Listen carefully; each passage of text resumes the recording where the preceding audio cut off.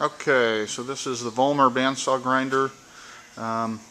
Like I said before, really the only thing missing that I can see is the correct rod and spool. Here's some extra wheels, a couple of boxes of them. There's also a box of parts down here, extra parts, some feed fingers, guards, different stuff that I'm not even sure what it's for, but it definitely all goes with this. It's got the setter over here. Sorry, my finger was in the way there. The setter is over here. Everything seems to function. I'll turn it on. So there's the setter working.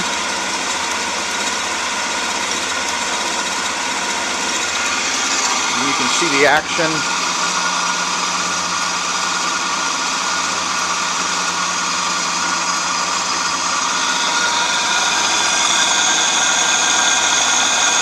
Doesn't have a wheel on it, so obviously there's nothing to see there.